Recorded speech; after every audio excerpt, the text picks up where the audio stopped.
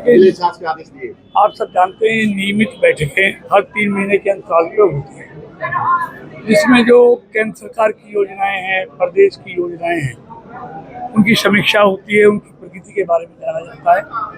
कहीं अगर देर सवेर होती है तो उस पर संज्ञान लेकर उस पर तुरंत कार्रवाई करने के निर्देश दिए जाते हैं। तो इसलिए रूटीन की बैठकें हैं, समीक्षा की है, बहुत से काम रुके हुए हैं जिन पर तुरंत कार्रवाई करने के हमने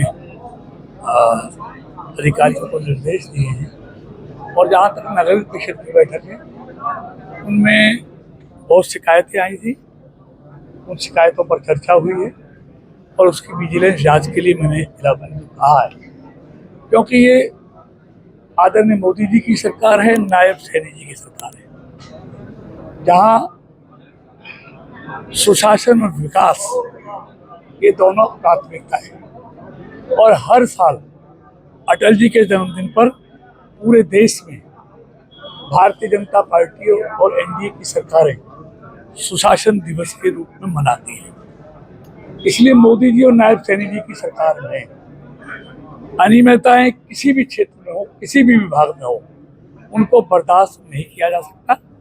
अगर कोई इस तरह की अनियमितताएं मिलेंगी जांच में, तो निश्चित तौर पर उनके खिलाफ कड़ी कार्रवाई सरकार की तरफ से की जाएगी, क्योंकि नायब सैनी जी की सरकार में अनियमितताओं के लिए, घपलेबाजों के लिए कोई जगह नहीं है।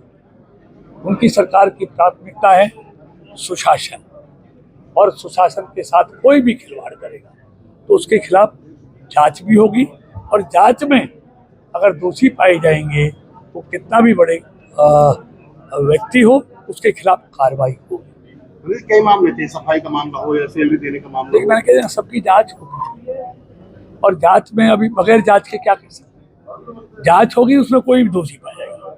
मैंने कहा ना, अनियमितताओं के लिए इस सरकार में कोई जगह नहीं।